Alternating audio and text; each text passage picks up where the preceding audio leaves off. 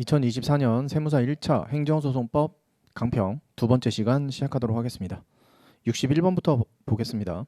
행정소송의 원고적격에 관한 설명으로 옳지 않은 것은 원고적격이네요.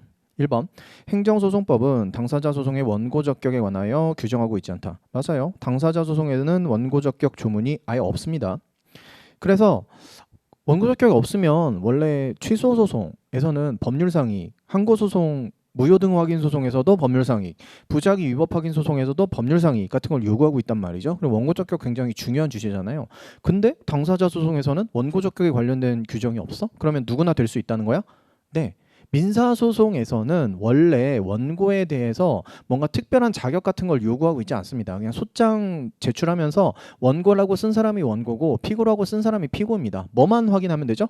그게 진짜 사람인지 자연인인지 법인인지 정도만 확인하고, 뭐 예를 들어서 사람이 아닌 뭐 애완견에 대해서 소송을 제기한다, 아니면 애완견이 소송을 제기한다, 이런 거는 당연히 안 되는 거지만 특별히 원고의 자격 같은 거를 제한하고 있지는 않단 말이죠. 그게 원래 민사소송의 원칙이고, 당사자 소송에서는 그런 민사소송에 관련된 원칙이 적용된다라고 보시면 되겠습니다. 그래서 원고적격에 관해서 규정이 없어요. 2번 행정처분의 직접 상대방이 아닌 제3자라고 하더라도 당해 행정처분으로 인하여 법률상 보호되는 이익을 침해당한 경우에 취소소송을 제기할 수 있다. 맞죠? 우리가 원고적격에서, 취소소송의 원고적격에서 가장 중요하게 생각하는, 분석하는 게 뭡니까? 불이익한 처분의 상대방은 원고적격을 논의하지도 않아요. 누구만 논의합니까? 제3자인 경우에만 논의를 한다는 거죠. 그렇죠? 그래서 법률상 보호되는 이익을 침해당한 경우에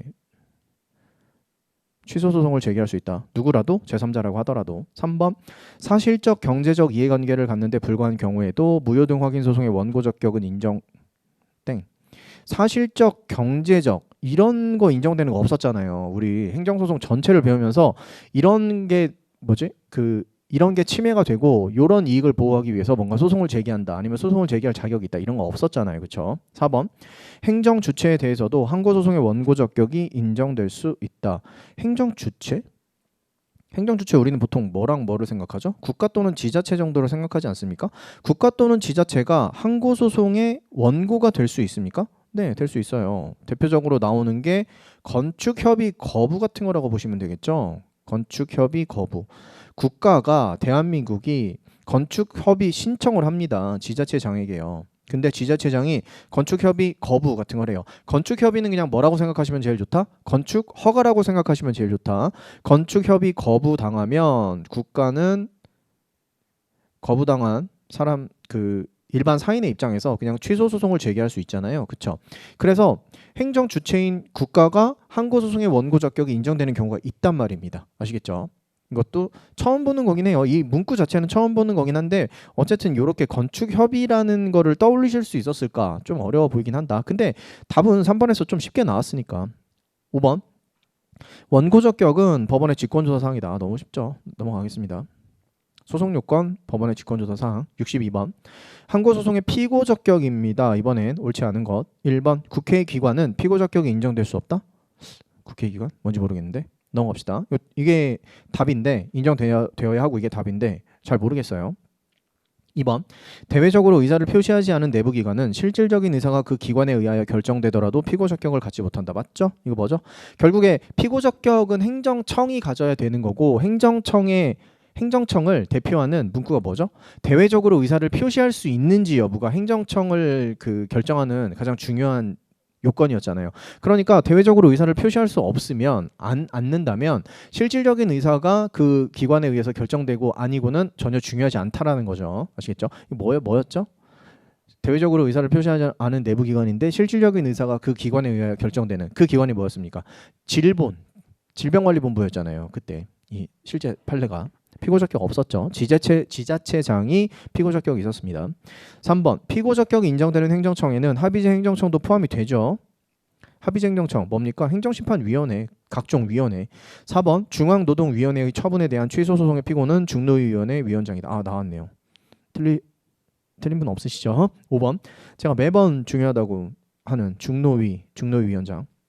5번 법령에 의하여 행정권한의 위탁을 받은 사인도 피고가 될 수 있다. 피고적격 관련돼서 이런 내용도 있고요. 그래서 정답은 1번 소거법으로 풀 수 있는 문제였어. 그렇게 많이 어렵진 않았습니다. 근데 국회의 기관 이게 도대체 뭐냐면 우리 그거 기억나십니까? 대통령이 한 처분에 대해서 대통령이 원래 피고가 되어야 하잖아요. 그때 근데 대통령이 피고가 안 되고 대통령이 특정 공무원에게 한 처분은 대통령을 피고로 하지 않고 소속 장관을 피고로 한다. 대통령에 대한 예우 차원이다라고 말씀드린 적 있죠. 이것도 마찬가지.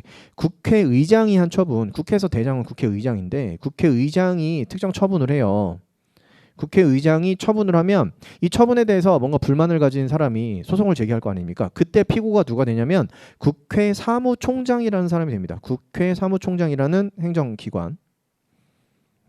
그러니까 입법부의 수장이잖아요. 행정부의 수장이 대통령이고 대통령이 공무원한테 어떤 특정 처분을 합니다. 불이익한 처분이에요. 근데 그거에 대해서 소송 제기하면 대통령이 그래도 행정부의 수장인데 피고는 다른 사람으로 잡자. 소속 장관으로 잡자. 이거.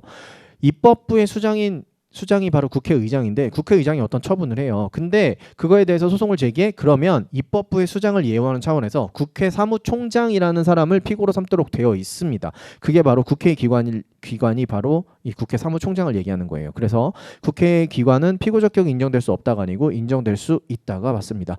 처음 보는 거죠? 처음 보시는 걸 겁니다. 넘어갑니다. 나머지로 풀 수 있어서 그렇게 어려운 문제는 아니었다. 시간이 좀 걸리는 것뿐이죠. 나머지를 확인을 다 해야 되니까. 63번 행정소송법상 피고 경정에 관한 설명으로 옳지 않은 것은 피고 경정. 피고 경정은 사실심 변론 종결 시까지 허용된다. 맞죠? 2번 피고 경정 신청을 인용한 결정에 대하여는 종전 피고는 항고 제기 방법으로 불복 신청을 할 수 없다. 이게 좀 애매하죠. 종전 피고는 뭐 가능해요? 특별 항고 가능하잖아요. 그렇죠? 특별 항고가 가능하다라고 알려주시면 특별 항고도 항고 아니야? 그러니까 항고 제기 방법으로 불복 신청할 수 있는 거 아니야? 라고 생각하기가 상당히 쉬운데 이게 좀 까다로운 내용입니다. 우리 판례에서 어쨌든 이렇게 얘기하고 있어요. 종전 피고는 항고 제기 방법으로 불복 신청할 수 없고 피고 경정 결정에 대해서 뭔가 항고를 제기했다면 그 항고는 특별 항고로 보겠다라고 하고 있거든요. 우리 판례가.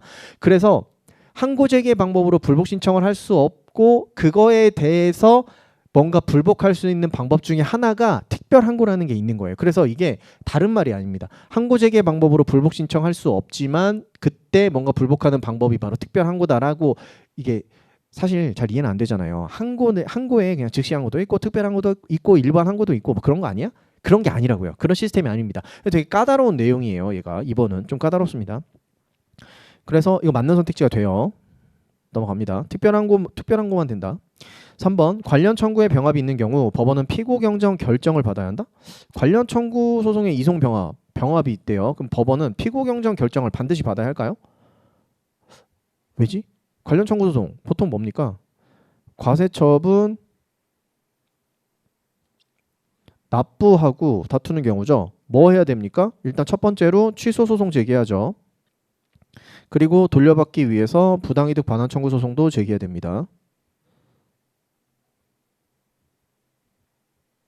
그러면 이 소송을 관련 청구 소송인 이 소송을 여기 행정법원 주된 취소 소송이 계속 중인 법원으로 이송해서 병합시켜 버리는 거 아닙니까? 그랬을 때 법원은 피고 경정 결정을 해야 되는 건가요?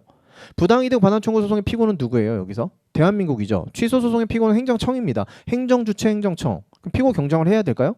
아니요, 상관없잖아요. 피고가 다르다고 하더라도 이송 병합 가능하잖아요. 그렇죠? 그러니까 피고 경정 결정을 반드시 받아야 하는 건 아니라는 겁니다. 그래서 땡.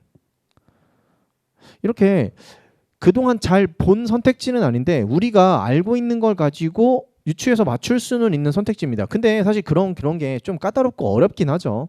우리가 직접적으로 본 건 아니니까. 이게 뭐지?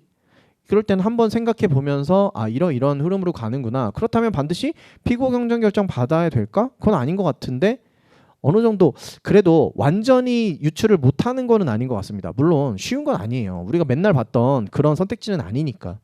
4번 원고가 피고를 잘못 지정하였다면 법원으로서는 성명권을 행사하여 원고로 하여금 피고를 경정하게 하여 소송을 진행케 하여야 한다. 맞아요. 잘못 지정하면 법원은 성명권 행사해서 원고로 피고를 경정하게 해야 된다라고 보고 있습니다. 이거 뭐냐면요.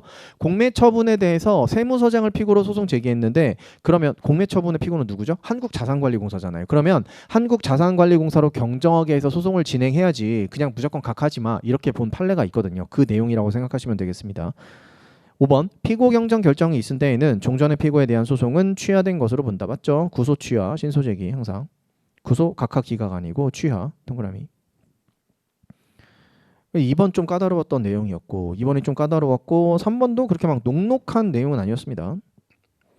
근데 그래 이런 문제는 사실 난이도가 그렇게 낮은 건 아니죠. 그렇다고 막 엄청 높냐, 처음 보는 거냐 그런 건 아니에요. 왜냐면 이런 내용은 결국에는 우리가 배운 걸 가지고 유추해서 풀 수 있는 거기 때문에 진짜 어려운 거는 우리가 10년 동안 나오지 않았던 판례들 그 문구가 나오고 이거 판단해 볼래라는 건 어려운 거죠. 우리가 판단이 안 되니까 실전에서. 근데 이런 거는 어느 정도 판단이 안 되는 건 아니거든요. 이런 것도 만약에 여러분들이 이건 선택을 하셔야 되는 겁니다. 시간을 좀 들여서 한번 분석을 해볼까? 아니면 그냥 넘어가고 뭐 2번, 3번 정도가 왔다 갔다 하는데 둘 중에 하나 찍을까 정도 어느 정도 선택을 하시는 게 필요한 거죠. 64번 보겠습니다. 행정소송법상 소송 참가에 관한 설명으로 옳지 않은 것은 1번 소송 참가 1번 법원은 다른 행정청을 당사자 또는 당 행정청의 신청 또는 직권에 의하여 결정으로써 소송에 참가시킬 수 있다. 행정청의 소송 참가죠. 당, 행, 직이네요. 맞죠?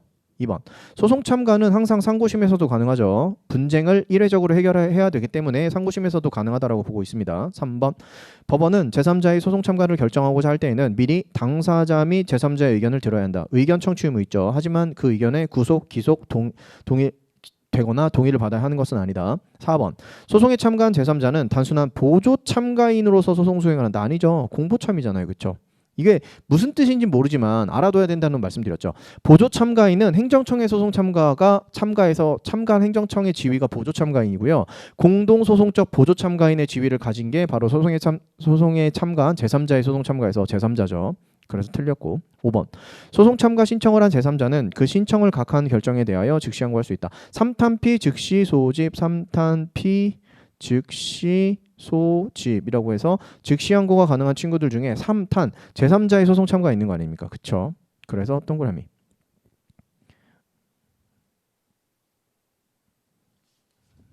65번 보겠습니다. 행정소송법상 취소소송과 그 관련 청구소송의 이송에 관한 설명으로 옳지 않은 것은 관련 청구소송의 이송 1번 취소소송과 관련 청구소송이 각각 다른 법원에 계속되어야 하고요. 2번 요건들이죠. 관련 청구소송이 계속된 법원이 이송이 상당하다고 인정해야 되고요. 보내는 법원이 인정해야 됩니다. 3번 당사자의 신청 또는 법원의 직권에 의해 이송 결정이 있어야 한다. 당직 이집참 맞죠? 4번 이송받은 법원은 이를 다시 다른 법원으로 이송할 수 없다. 이거 민소에서 많이 등장하는 내용이고 제가 작년에 이송에 관련된 내용이 너무 많이 나와가지고 거기서 설명을 드렸었죠. 민사소송에서 나오는 내용이긴 하지만 이런 거 좀 나온 거는 커버를 해야 되니까 말씀드렸고 이송은 한 번만 가능하다. 더 이상은 안 된다. 계속 그렇게 이송이 가능하다라고 하면 법원은 재판을 일단 근무적으로 싫어하기 때문에 하는 걸 싫어하기 때문에 계속 막 이송시킬 수가 있다.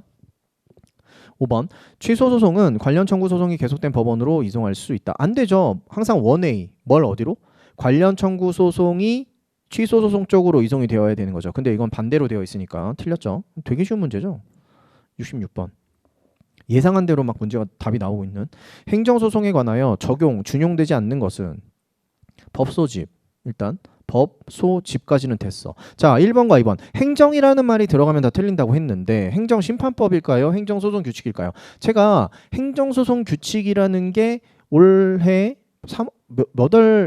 어쨌든 3월이었나 4월이었나 그때부터 효력이 발효가 되기 시작했어요. 행정소송규칙이라는 거. 근데 이거에 대해서 본격적으로 그 내용을 물어보는 게 나오지는 않을 거다라고 생각을 했었고 실제로 나오지는 않았습니다. 그 내용 자체는. 그런데 이렇게 하나 돼버리셨네요. 행정소송규칙이라는 게 새로 만들어져서 이제 행정소송에 대해서 행정소송규칙도 적용이 됩니다. 행정심판법은 행정심판에 적용이 되는 거고 행정소송에는 적용이 안 되는 거여서 2번을 선택하셨어야 됐어요. 1번과 2번 중에서 좀 헷갈리셨을 것 같습니다. 행정소송규칙 뭐지? 이거 처음 듣는 건데 행정심판법 뭐지? 1번, 2번 중에서 좀 헷갈리셨을 것 같긴 한데 행정소송규칙에 대해서 만약에 제가 특강을 했으면 행정소송규칙에 관련된 내용을 다 설명을 드렸을 거고 그러면 여러분들한테 오히려 도움은 안 됐을 것 같아요. 왜냐면 그거에 관련된 내용은 나오지 않았거든요. 그리고 그거에 대해서 나올지 말지 아직 확실하지가 않습니다. 어떻게 될지 잘 몰라요. 그래서 말씀을 아예 안 드리는 게 낫겠다 싶어서 아예 그냥 말씀을 안 드렸었거든요. 이런 식으로 나올 줄은 몰랐습니다. 이거는 이런 것만 하나 알아둡시다. 행정소송 규칙은 이제 만들어진 규칙이고요. 행정소송에 대해서 적용이 되는 특정한 규칙이라고 생각하시면 되겠습니다. 법소집은 뭐 너무 쉽게 알고 있는 거고요. 8조 2항에서 준용한다라고 되어 있으니까 넘어가겠습니다. 87번 행정소송법상 확정 판결에 기속력이 인정되는 것을 모두 고른 것은 기속력은요 어디에 인정됩니까? 인용 판결에 인정돼요. 인용 판결. 그쵸? 기속력은 30조란 말이에요. 30조. 그러면 30조가 적용이 되는 게 어디냐면요. 일단 취소소송 됩니까? 네. 무효등 확인 소송에서 됩니까? 네. 30조. 부작 위법 확인 소송에서 됩니까? 네, 돼요. 다 돼요. 당사자 소송에서 됩니까? 네, 당사자 소송에서도 30조 1항 준용하고 있잖아요. 그렇다면 이 취무부 당에서 인용 판결이라면 기속력이 인정이 되겠네요. 취소 소송의 인용 판결은 취소 판결이죠. 무효 확인 소송에서 인용 판결은 무효 확인 판결일 겁니다. 부작위 위법 확인 소송에서 인용 판결은 부작위 위법 확인 판결일 거고요. 당사자 소송에서 인용 판결은 당사자 소송이 확인 소송이라면 확인 판결일 거고 당사자 소송이 이행 소송이라면 이행 판결일 거예요. 그래서 인용 판결의 종류들을 한번 써봤습니다. 기속력 인정되는 것만 찾아봅시다. 취소 소송 각각 판결 기속력 인정되나요? 인용 판결 아니잖아요. 안 되죠. 근데 기억만 지워도 이렇게 세 가지가 날아가네요. 니은 취소 소송에서 일부 취소 판결이래요. 일부 취소도 일부 인용이죠. 그렇다면 일부 인용이니까 얘 기속력 인정되죠. 그럼 답은 3번으로 끝나버리네요. 무효 확인 소송에서 무효 확인 판결 이것도 인용 판결이잖아요. 취소 소송에서 사정 판결 사정 판결의 본질은 기각 판결이라고 제가 계속 말씀드리죠. 그래서 얘는 안 되고 당사자 소송에서 이행 소송인가 보죠. 그러니까 이행 판결이 나왔으니까 얘도 인용 판결. 네, 이렇게 기속력이 인정되는 겁니다. 속성용을 가지고 조금 이제 응용해서 푸는 문제예요. 68번 보겠습니다. 취소소송에 관한 설명으로 옳지 않은 것은 1번 취소소송이란 위법한 처분 등을 취소 또는 변경하는 소송이며 여기서 변경이란 적극적 의미의 변경 아니 너무 쉽죠? 소극적 의미의 변경 그죠? 소극적 의미의 변경은 일부 취소 의미한다. 땡. 다시 한번 읽어보고 넘어가시면 되겠죠. 2번 인허가가 의제된 처분의 경우 주된 인허가 처분 외에 의제된 인허가 처분에 만에 취소를 구할 수 있다. 이거 가능한 건데 이거 넘어갈게요. 자세한 설명은 나중에 기본 강의에서 드릴지 말지 고민해서 설명드리겠습니다. 3번 과세표준과 세액을 증액하는 증액경정처분의 경우 증액경정처분이 취소소송의 대상이 된다. 너무 쉽죠? 증액경정처분은 증액경정처분이 감액경정처분은 변경된 감액되고 남은 부분 당초 처분 중 감액되고 남은 부분이 그 감액 취소 소송의 대상이 되고요. 4번 행정대집행법상 2차 계고 처분은 대집행 기한의 연기 통지에 불과해서 행정처분이 아니죠. 1차 계고만 처분이고 2차, 3차 계고는 처분성 없습니다. 5번 지방법무사회는 취소 소송의 피고가 될 수 있죠. 이거 뭡니까? 사무직원 채용 승인 신청하면 지방법무사회가 거부 같은 거 할 수 있고요. 그 거부 처분 취소 소송의 피고가 될 수 있었습니다. 작년에 지방법무사에 관련된 내용이 나왔었나요? 그래서 또 나온 것 같은데 넘어갑니다. 69번 행정소송법 6조의 내용으로 괄호 안에 들어갈 용어로 옳은 것은 행정소송에 대한 기억에 대하여 대법원 판결에 대하여 니은이 헌법 또는 법률에 위반된다는 것이 확정된 경우에는 명령 규칙이죠. 대법원은 지체 없이 그 사유를 행안부 장관에게 통보하여야 한다. 너무 쉽죠? 제가 6조에서 세 가지 나올 겁니다 하고 밑줄 쳐드린 거 딱 세 가지죠. 정확하게 딱 세 가지. 행안부 장관은 뭐 그건 행안부 장관이 너무 세 개야. 뭐 중에 골라야 되지? 대법원 판결, 각급 법원 판결 아니라고 그랬고 그것만 가지고도 답이 거의 나오죠. 70번 보겠습니다. 이렇게 쉬운 문제들도 나왔어요. 그러니까 당연히 쉬운 문제도 존재를 하고 난이도가 높은 해더라도 쉬운 문제가 당연히 존재하고요. 어려운 문제도 존재하고 다 그렇습니다. 근데 우리가 10년 동안 기출문제에서 얼마나 많은 비중이 나오느냐 그게 문제의 새로운 선택지가 어떤 식으로 배치되어 있느냐에 따라서 그 해의 난이도가 좀 결정되는 것 같아요. 올해는 그래서 작년이랑 좀 유사하지 않을까 정도로 생각이 들고요. 70번 행정소송법상 재결 취소 소송에 관한 설명으로 옳은 것은 재결 취소 소송이네요. 재결 취소 소송이 되나? 우리나라? 원처분주의인데? 되죠. 원처분주의가 뭡니까? 원처분과 재결에 대해서 모두 다 소송을 제기할 수 있지만 재결에 대한 소송을 제기하려면 재결에 고유한 위법이 있어야 된다. 이걸 원처분주의라고 하는 거 아닙니까? 1번 행정심판의 재결을 거친 경우에는 원칙적으로 재결을 취소 소송의 대상으로 해야 하는 게 아니고 원래 원칙적으로는 원처분에 대해서 소송을 제기해야 되고 재결을 대상으로 취소 소송을 제기할 수는 있지만 만약에 그러기 위해서는 재결에 고유한 위법이 있어야 되는 거고요. 2번 재결에 고유한 위법에는 내용상의 위법 포함되죠. 주체, 절차, 내용, 형식 다 되는 거죠. 3번 변경 재결이 있는 경우 원처분을 소송 대상으로 뭔지 잘 모르겠지만 원처분을 소송의 대상으로 한대요. 그러면 피고도 당연히 처분을 한 처분청이 되어야 하는 거죠. 재결을 소송의 대상으로 하면 행정심판위원회가 피고가 되어야 하는 거고 원처분을 대상으로 하면 원처분청이 바로 피고가 되어야 하는 겁니다. 이거 두 개가 안 맞잖아요 지금. 그죠? 그래서 땡. 4번 적법한 행정심판 청구를 각하했습니까? 적법한 행정심판 청구 기간 준수가 진실. 근데 각하했대. 도과로 오해한 거 아닙니까? 그럼 재결 다툴 수 있게 해줘야죠. 지금 이 사람은 뭘 못 받았어요? 본안 심리를 못 받았잖아요. 보장하고 있는 헌법에서 보장하고 있는 권리인 적법하게 행정심판을 받을 수 있는 권리가 날아가 버린 거 아닙니까? 행정심판위원회의 뭘로 인해서? 오해로 인해서. 그러면 재결의 구현 유법이 있는 경우에 해당하니까 재결 소송, 취소 소송 제기할 수 있게 해줘야죠. 5번 재결 취소 소송을 제기하였으나 제기하는 거 가능합니까? 가능하다니까요. 그러면 우리 법원은 재결의 구현 유법이 있는지 없는지 심리를 해야 되고요. 이게 바로 재결 취소 소송의 본안 심리에 해당하는 겁니다. 이걸 무조건 할 수밖에 없죠. 그러니까 본안 심리를 한 다음에 기각 판결, 인용 판결 할 수밖에 없고 각각 판결 할 수가 없는 거죠. 땡. 기각이 되어야 한다. 각각 판결로 많이 나온다. 이거 굉장히 빈출되는 오답이라고 말씀드렸죠. 넘어갑니다. 71번.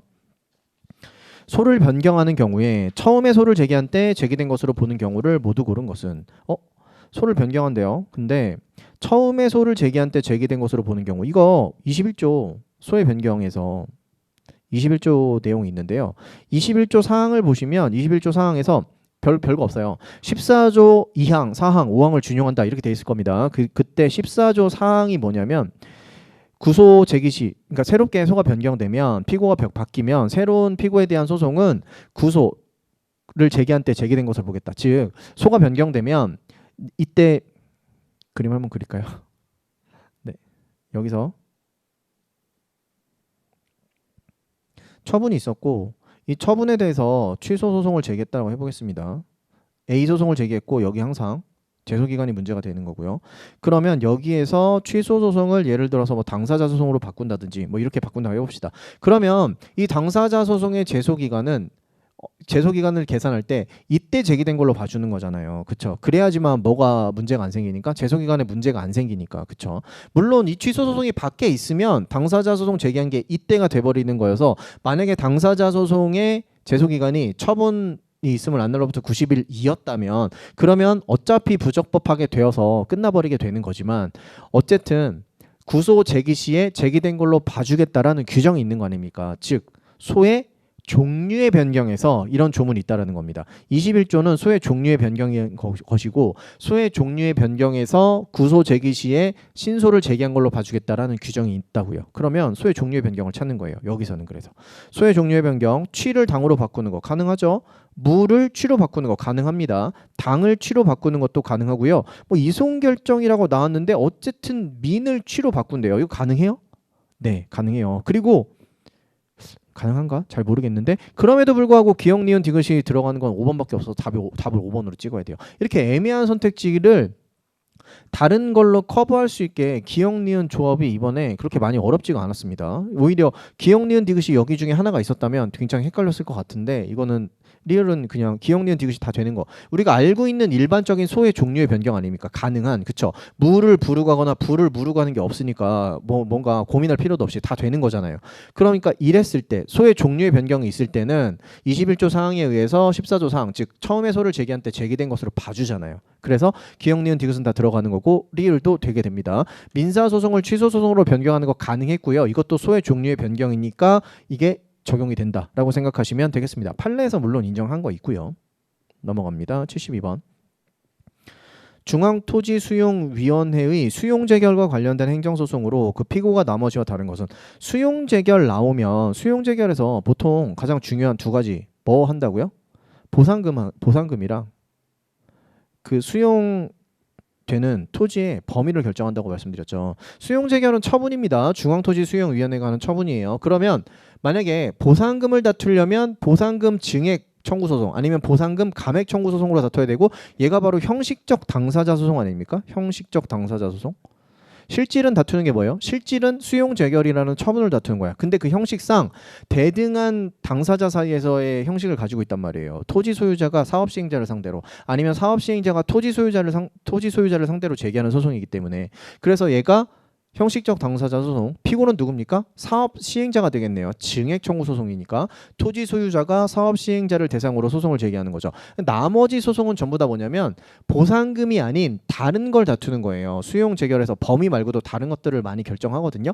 그런 걸 다툴 때는 수용 재결에 대해서 처분에 대해서 다투는 거니까 뭘로 다퉈야 되는 겁니까? 항고 소송으로 다퉈야 되는 거예요. 그래서 항고 소송이 나와 있는 거죠. 취소 소송, 무효 확인 소송, 무효 등 확인 소송의 종류 중에 하나인 부존재 확인 소송. 수용 재결에 대해서 다투는 거죠. 이거는 항고 소송이니까. 그러면 누가 피고가 되어야 되죠? 수용 재결을 행한 행정청, 중앙토지수용위원회가 되어야 하는 거고요. 이의 재결 취소 소송은 뭐냐면 수용 재결 나왔는데 여기서 임의적 절차이긴 하지만 이의 신청 한번 할 수가 있어요. 다시 한번 봐주세요. 잘못하신 것 같은데 그러면 이의 신청에 따라서 이의 재결이라는 걸 해줍니다. 네가 얘기한 거 틀렸어. 그냥 내가 한 게 맞아. 이렇게 해버리면 이의 재결 취소 소송을 또 제기할 수가 있어요. 아시겠죠? 그래서 이런 형식도 하나 있었다. 그래서 결국에는 취소 소송, 무효 확인 소송, 부존재 확인 소송 이거 항고 소송이잖아요. 얘도 항고 소송이야. 근데 얘만 형식적 당사자 소송이라고요. 그래서 문제를 제대로 안 보고도 그냥 종류가 얘만 하나 다르니까 얘가 답이라고 쉽게 좀 찍을 수 있었습니다. 아시겠죠? 넘어갑니다. 처음 나오는 형식이긴 하지만 그렇게 어렵지는 않았다. 73번. 행정청 A는 2024년 2월 1일 갑에게 1월에 영업정지 처분을 하였습니다. 한번 그려봅시다. 24년 2월 1일 영업정지 1개월 했습니다. 이에 대해 갑이 청구한 행정심판 청구했네요. 소송으로 바로 가는 게 아니고 일단 행정심판 청구. 행정심판인데 취소심판 같은 거라고 생각하시면 돼요. 뭐 잘 모르시겠으면 행정심판이라고 할게요. 심판 청구. 그래서 영업정지 1월에 가름하는 과징금으로 변경을 명하는 재결. 변경 명령 재결이 있었네요. 변경해라고 명령하는 재결입니다. 처분청을 존중하는 의미에서 이렇게 하는 거예요. 그러면 행정청은 변경 명령 재결에 따라서 정지 1개월을 과징금으로 바꿔야 되는 겁니다. 그래서 과징금 100만 원으로 100만 원 부과하는 처분이 나왔어요. 이게 24년 4월 29일에 나온 겁니다. 그러면 갑이 여기서 취소 소송을 제기하려고 해요. 나는 과징금이건 정지건 마음에 들지 않는다. 다 없애. 소송 제기하는데 여기서 소송의 대상은 뭐가 돼야 될까요? 자, 보겠습니다. 이거 감액 처분이랑 굉장히 유사하거든요. 여기서 영업정지 1개월 있었죠. 영업정지 1개월 어떻게 되는지 아세요? 쭉 살아오다가 변경 명령 재결. 영업정지 1개월에 가름하는 과징금으로 변경해라 라는 게 무슨 의미죠? 영업정지를 하면 영업정지 1개월은 적정한 것 같아. 근데 영업정지를 하면 오히려 국민들한테 불편을 가하게 되는 업종이야. 이게 무슨 회사입니까? 핸드폰 회사, SKT, KT, U+ 같은 회사예요. 그러면 그런 회사들을 영업 정지할 수는 없잖아요. 그러면 영업 정지를 한다는 건 그 핸드폰을 사용하고 있는 그 통신사를 사용하고 있는 사람들이 전화를 못 한다는 건데 그럴 수는 없으니까 과징금으로 바꾸라고 얘기하는 겁니다. 영업 정지 1개월은 적정해. 근데 영업 정지는 안 돼. 과징금으로 바꿔라고 하는 게 바로 이 변경 명령 재결인 겁니다. 그러면 영업 정지 1개월은 적정하니까 쭉 살아서 남다가 여기 4월 29일에 100만 원으로 형태만 바꿔서 계속 존재하는 거예요. 그러니까 내가 다투는 건 결국에는 24년 2월 1일자 과징금 100만 원 처분을 다퉈야 되는 겁니다. 이해가 되시나요? 아시겠죠? 영업정지 1개월을 원래 다퉈야 돼. 2월 1일자. 근데 여기에서 형태만 바꿔서 존재하고 있는 거니까 24년 2월 1일자 과징금 100만 원 처분을 다퉈야 돼요. 이게 바로 소송의 대상이 됩니다. 소송의 대상은 2월 1일자 100만 원 과징금 부과 처분이 되고요. 그리고 제소기간은 오히려 쉬워요. 제소기간은 뭐예요? 행정심판 거쳤죠. 행정심판 거치면 그냥 볼 것도 없어. 무조건 재결서 정보 송달일이에요. 행정심판 거치고 나서 소송 제기하고 싶습니까? 원처분에 대해서 소송을 제기하든 재결에 대해서 소송을 제기하든 상관없습니다. 재결서 정보 송달받은 날이에요. 이때가 기산점이 되어야 하는 겁니다. 재결서 정보 송달일로부터 이때. 그래서 정답은 2번이 됩니다. 넘어가겠습니다. 74번.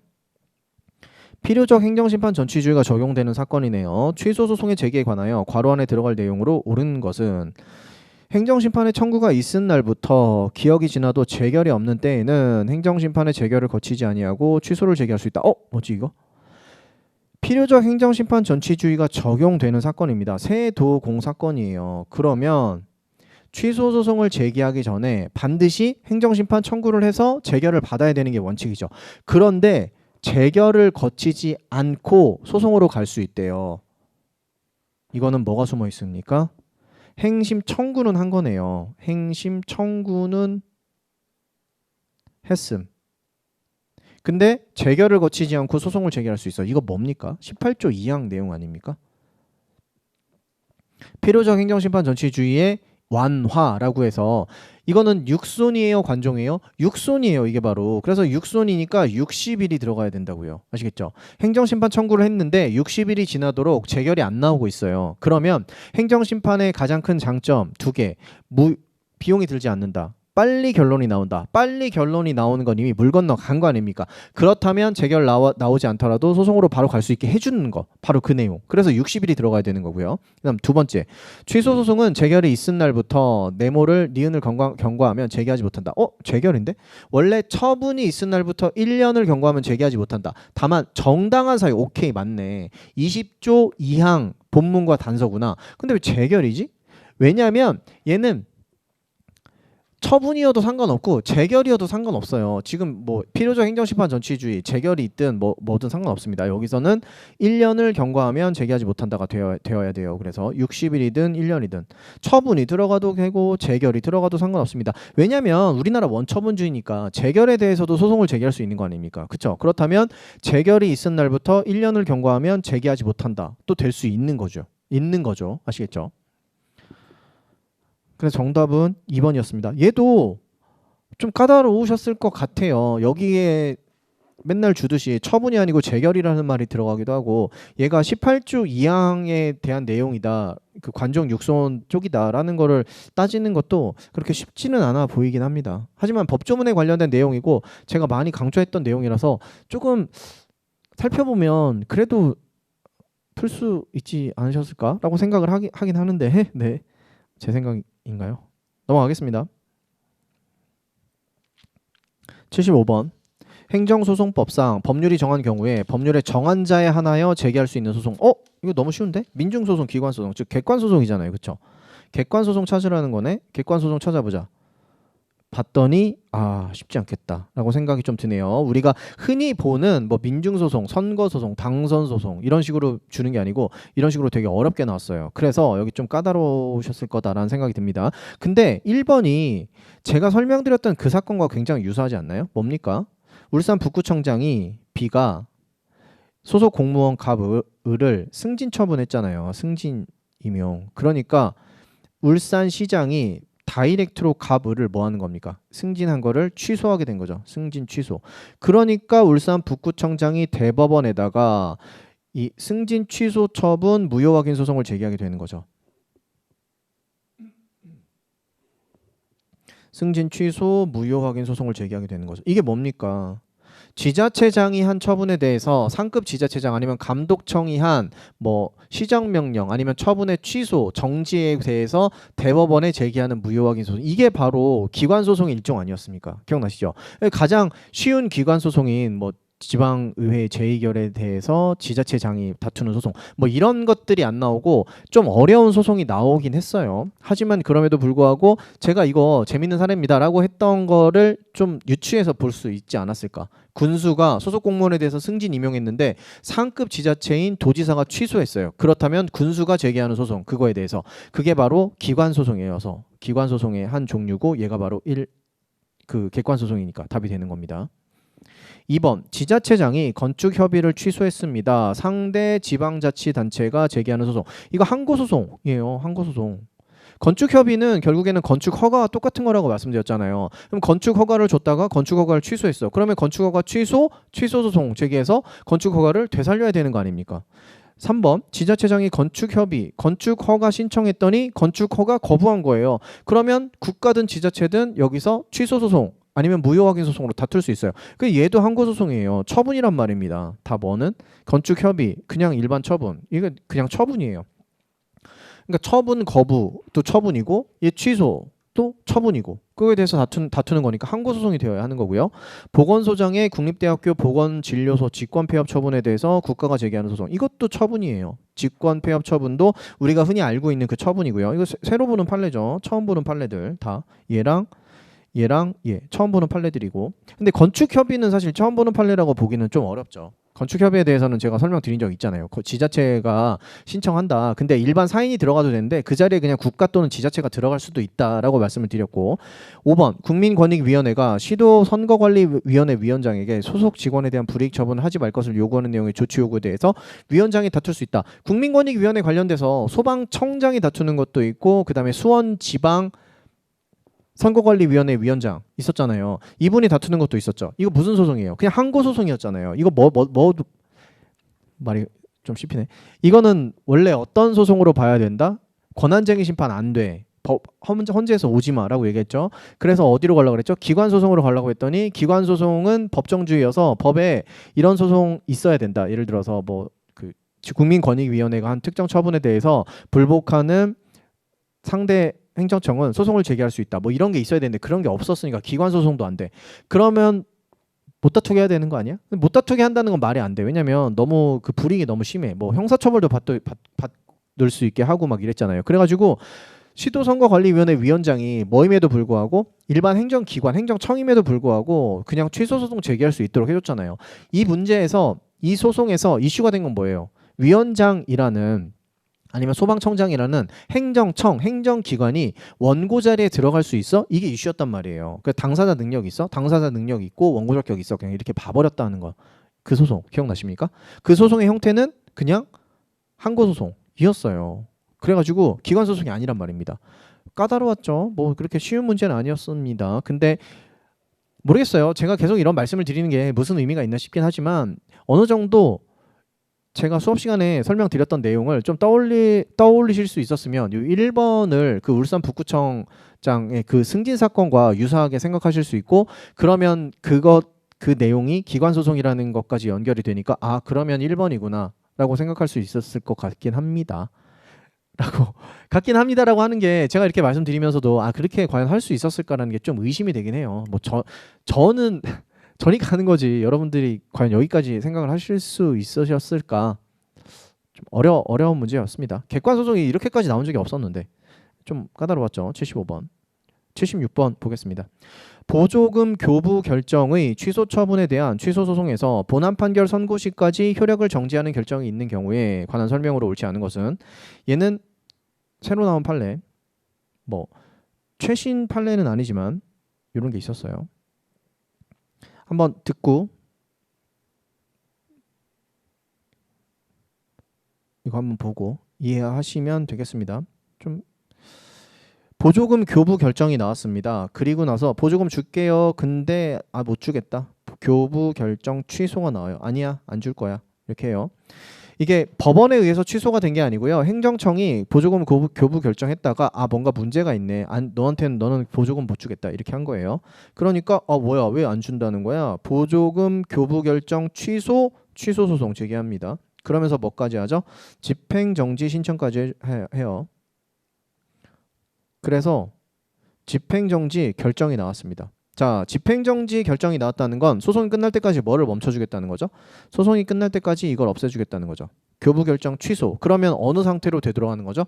보조금 교부 결정이 있는 상태로 되돌아가는 거죠. 그러면 보조금 교부 결정에 의해서 보조금이 지급이 되어야 되는 겁니다. 소송 도중이라도. 소송은 계속되고 있고요. 그 중에 보조금은 지급이 되어야 돼요. 지급.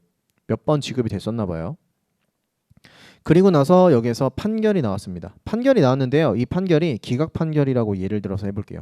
기각 판결이 나오면 결국에는 이 교부 결정 취소 소송이 기각, 원고가 진 거죠. 그러면 교부 결정 취소가 적법하게 된 거죠. 그러면 보조금을 줘야 돼요? 안 줘야 돼요? 안 줘야 되는 거잖아요. 그쵸? 안 줘야 되는 거니까 이미 지급한 건 어떻게 할 건데 다시 돌려달라고 해야 된다. 그게 바로 이 판례의 주요 내용이었습니다. 그래서 5번을 보시면 집행정지 결정의 효력이 소멸하는 경우 언제 소멸했냐면요. 기각 판결이 나옴으로써 집행정지 결정의 효력은 없어졌습니다. 그러면 특별한 사정이 없는 한 집행정지 기간 동안 교부된 보조금을 반환하라고 명령을 해야 된다. 행정청이. 그렇게 우리 판례가 이야기하고 있는 내용이었습니다. 그래서 정답은 5번이었어요. 까다로웠죠?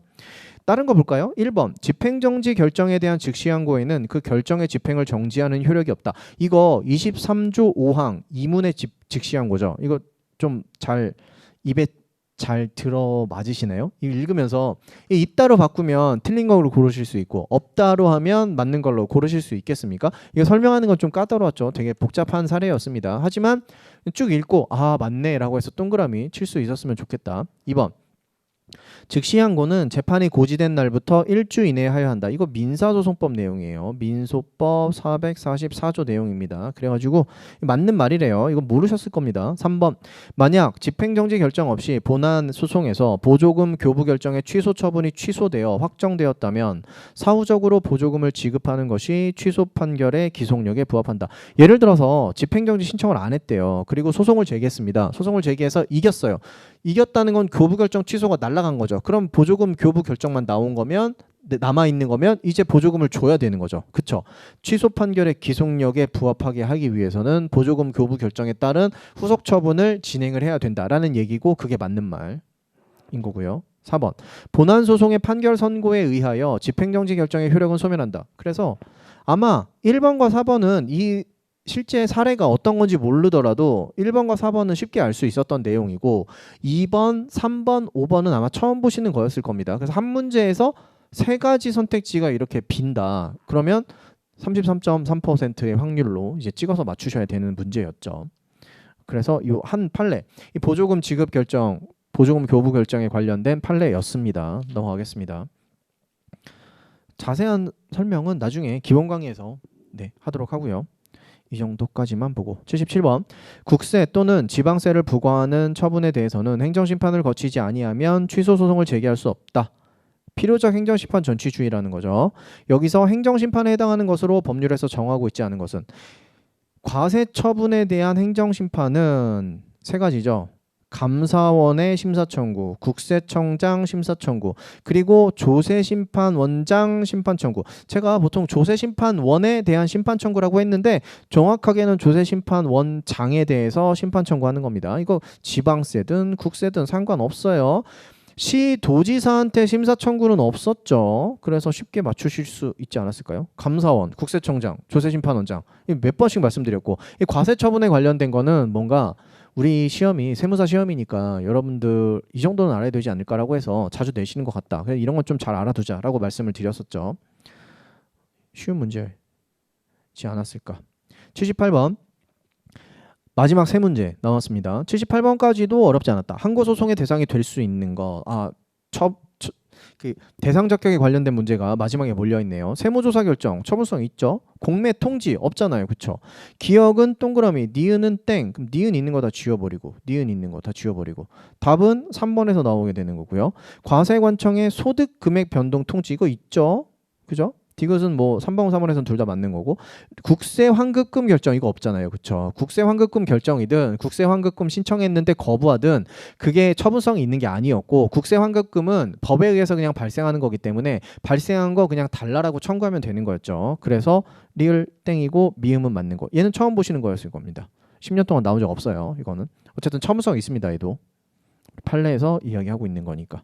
그래서 우리가 10년 동안 분석한 걸로도 얘는 풀 수 있는 문제예요. 왜냐면 기역, 니은 조합으로 그냥 풀리는 문제였거든요. 니은, 리을, 기역, 니은, 디귿, 리을은 우리가 다 했던 거니까 미음만 새로 나오는 건데 정답을 맞추는데 전혀 영향을 미치지 못했으니까요.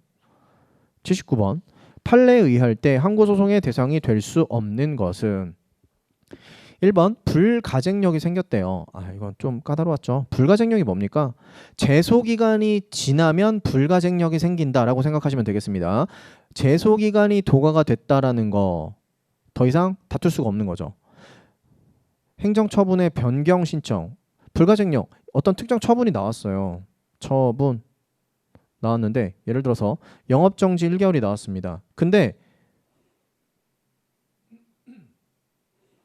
90일이 지났어요. 지나고 나서 이거 취소 소송으로 못 다투네. 영업 정지라고 하지 말고 허가 취소라고 합시다. 허가 취소가 나왔습니다. 90일이 지났습니다. 그러면 이제 허가 취소 더 이상 못 다투죠. 근데 바꿔달라고 한번 신청을 해보는 거예요. 허가 취소를 그냥 정지 정도로 변경해 주세요. 신청 한번 한 겁니다. 그러면 뭐라고 하죠? 아니야 안 할 건데 그렇게 안 할 건데 왜 내가 그렇게 해줘야 돼? 아무런 근거가 없는데 라고 하면서 거부를 해요. 그리고 나서 거부 처분 취소 소송을 제기하는 겁니다. 결국에 이 사람 뭐예요? 내가 무릎을 꿇은 건 추진력을 얻기 위함이었다. 이거 신청 왜 하는 거예요?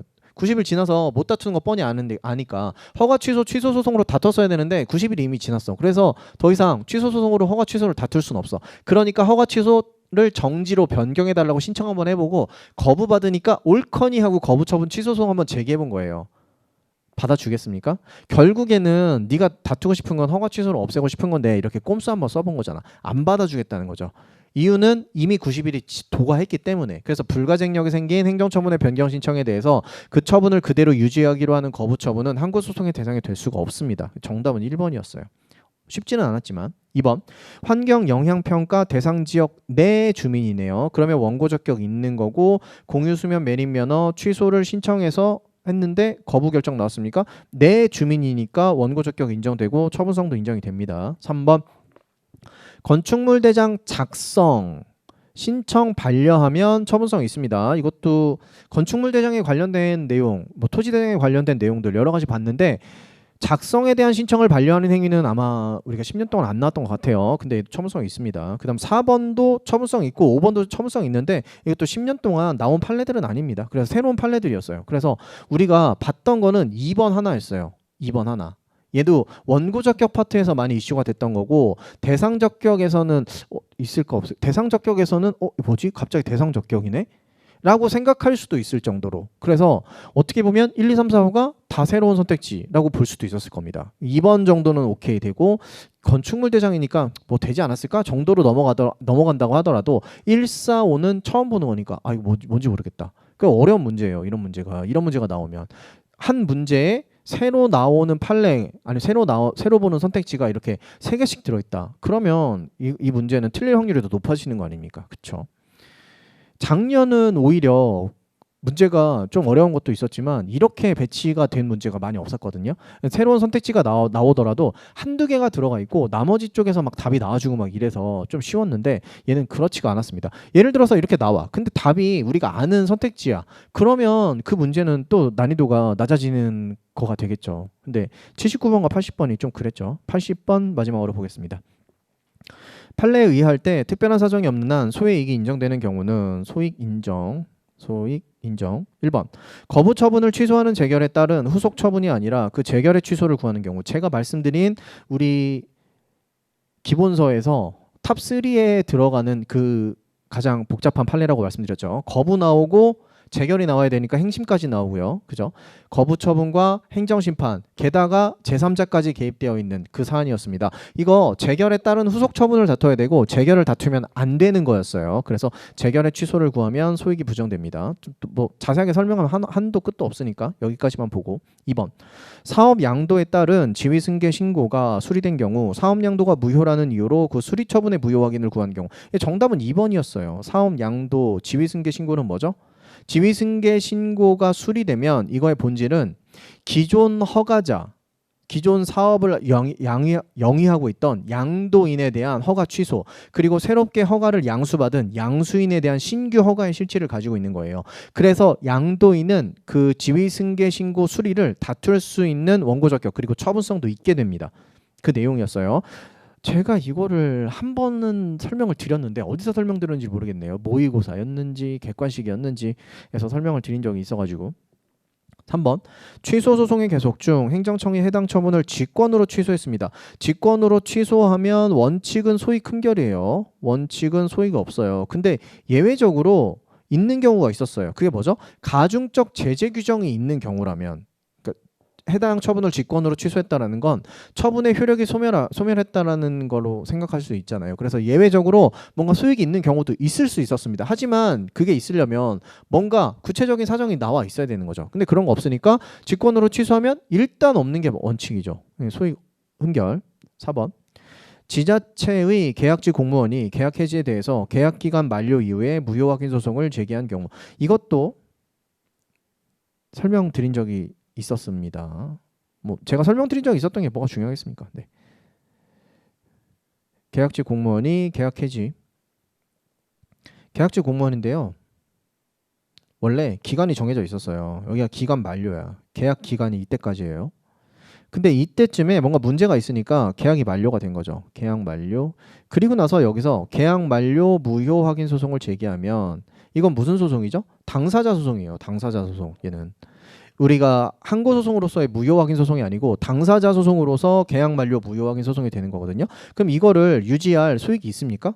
확인의 이익 같은 게 있어야 돼요. 즉 다른 유효적절한 권리구제 수단이 있다라면 그걸로 다퉈야 되는 건데 이미 계약 만료 무효 확인 소송 제기하는 이 시점은 이미 공무원 계약직 공무원 기간이 만료된 시점이라서 무효 확인 소송에서 승소를 해서 계약 만료가 없었던 걸로 바꾼다고 하더라도 공무원 지위가 회복되는 건 불가능하단 말입니다. 그래서 안 되는 거예요. 그러면 부수적 이익이 있는 거 아니야? 만약에 이거 무효 확인 소송으로 계약 만료가 없어지면 요때 못 받은 금액 받을 수 있잖아. 그거는 항고 소송으로서 가능한 거예요. 부수적 이익이 있다라는 건 아시겠죠? 이거는 당사자 소송으로서의 무효 확인 소송이니까 만약에 그걸 받고 싶습니까? 그러면 그때 못 받은 그 월급 지급해달라고 그냥 소송을 바로 제기해버리면 된다고요. 얘는 확인 소송에 확인의 이익이 있기 때문에 있어야 되는 소송이기 때문에 이거 좀 복잡한 내용이긴 합니다. 제가 기본 강의 객관식이었나 모의고사에서 좀 자세하게 설명을 드렸던 게 기억이 나네요. 그래서 무효 확인 소송 제기하면 의미가 없어요. 당사자 소송이고요. 얘는 5번 얘도 처음 보는 판례죠. 조례 근거 없이 이루어진 지방의료원의 폐업 결정 이후 해당 조례가 적법하게 제정되었다면 폐업 결정에 대해서 취소를 구해도 처음에는 뭔가 문제가 있었죠. 폐업 결정을 하려면 원래 조례로 만들어야 되는데 일단 이 누구죠? 그 홍준표 지금 대구 시장님이십니까? 그분이 경북도지사일 때 진주의료원인가 폐쇄했잖아요. 그 사건이에요. 폐업 결정을 하는데 그냥 도지사가 바로 폐업 결정해버렸는데 원래 그렇게 하면 안 되고 조례를 만들어서 폐업을 해야 되는 거예요. 그래서 이후에 조례를 만들었어. 처분을 할 때는 뭔가 위법했죠. 잘못했죠. 근데 나중에 만들었어. 그래서 결국에는 조례가 만들어졌기 때문에 결국에는 어쩔 수가 없어. 이거 취소를 구한다고 해도 소위 큰결로 그냥 각하했던 그 판례였습니다.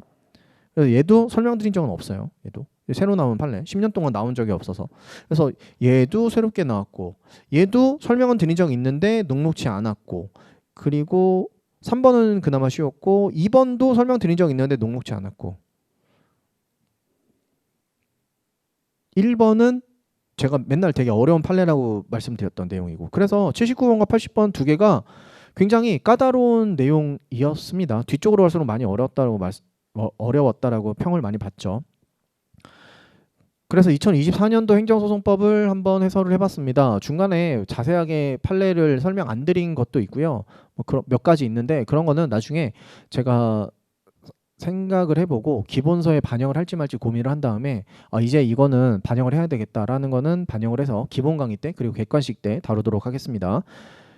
어떻게 시험을 보셨는지 잘 모르겠습니다. 저한테 연락을 주신 분 중에 잘 봤다고 하신 분도 있으셨고 연락을 아마 잘 못 보신 분은 연락을 안 주셨겠죠. 그래서 지금 상당히 궁금해하고 있는 상황이기도 합니다. 이번에 행정소송법뿐 아니고 다른 과목들 회계가 굉장히 어려웠다라고 많이 하더라고요. 그래서 어떤 결과가 나오셨는지 모르겠지만 1차 시험 합격하셨으면 이제 1차는 잊으시고 재미있는 행소법은 끝났습니다. 이제 행소법은 던져버리시고 회계세법에 매진을 하셔서 2차 시험 최종 합격까지 바로 매진하셔야 되는 거고 1차 시험에 만약에 혹시라도 떨어지셨다면 그렇다면 다시 한번 매진해서 내가 어디가 부족했는지 판단을 해서 약점을 채우고 약점을 보완하고 강점을 좀 더 갈고 닦아서 내년에 1차 시험 2차 시험까지 동차로 합격하실 수 있게 준비를 하시면 되겠습니다. 2024년 행정소송법 강평 여기서 마치도록 하겠습니다. 수고하셨습니다.